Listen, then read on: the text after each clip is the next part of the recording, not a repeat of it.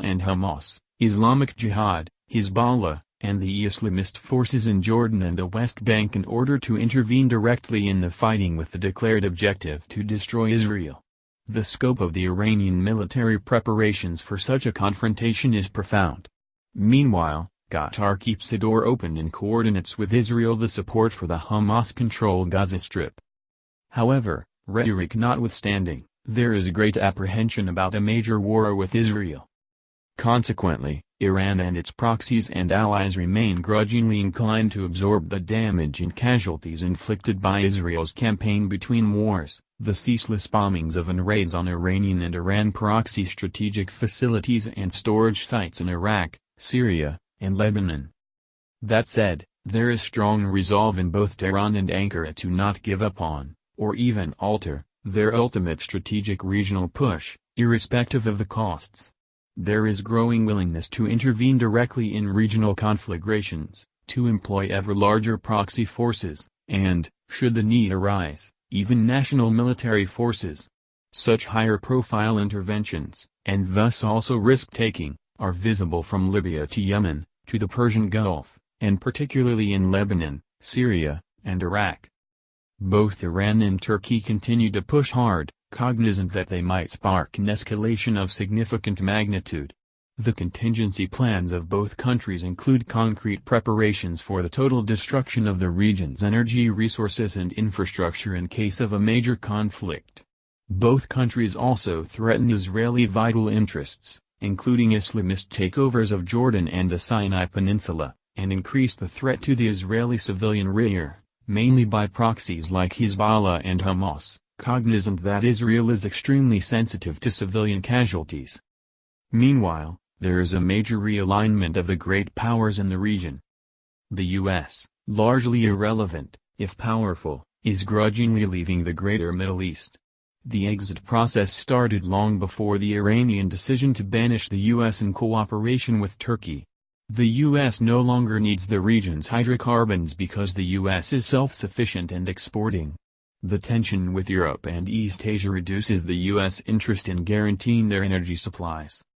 Moreover, control of the region's oil market is not sufficient to guarantee U.S. dominance over the global energy economy on account of the Russia-led camp. With lavish U.S. military and technological supplies and aid, Israel is strong enough to defend itself and its vital interests, but not enough to start a major regional war which could ensnare the U.S. if something went wrong. Under such conditions, the imperative for the U.S. to remain entangled in such a volatile region has diminished. Enter the coalition of Russia and the People's Republic of China, PRC, which has revived the historic Silk Road system of alliances and interests throughout the Eastern Hemisphere. Their anti-U.S. strategy bolsters the standing of the Middle Eastern Entente. While both Russia and the PRC exercise strong support for vanquished state governments, mainly Syria and Iraq, theirs is a very pragmatic regional approach which accepts the collapse of the modern state system and focuses instead on reliance on the Fertile Crescent of minorities, that includes Israel, for regional stabilization.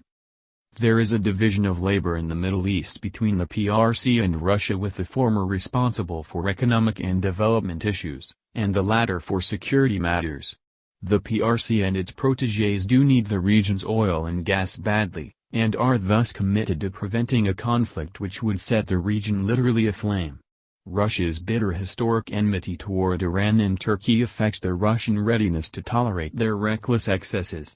At the same time, Russia benefits from the relentless anti-US drive of both Iran and Turkey. Hence, both the PRC and Russia maintain very delicate balancing with the Middle Eastern Entente. The PRC and Russia are determined to neither have a confrontation over the trio's respective vital interests, nor tolerate their strategic ascent to preeminence over the entire region, because this would eclipse or challenge the great power dominance by both the PRC and Russia.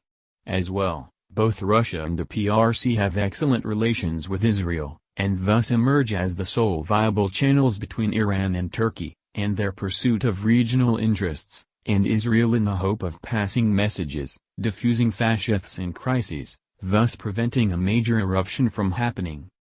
Ultimately, the profound, if latent, conflict between Russia and the PRC on the one hand and the Middle Eastern Entente on the other, over which will be the real master of the Greater Middle East, is bound to dominate all long-term relations and add to the regional friction and instability. Thus, there is growing possibility that a miscalculated move, an operational accident, or an unintended infliction of excessive civilian casualties could spark an immediate region-wide eruption and a major explosion nobody would be able to contain. The indigenous grassroots hatreds, tensions, frustration, and despair which have been building and intensifying for close to a decade, and especially since 2016, would then burst into the open. Then, nobody would be able to do anything but wait until the carnage and flames have exhausted themselves.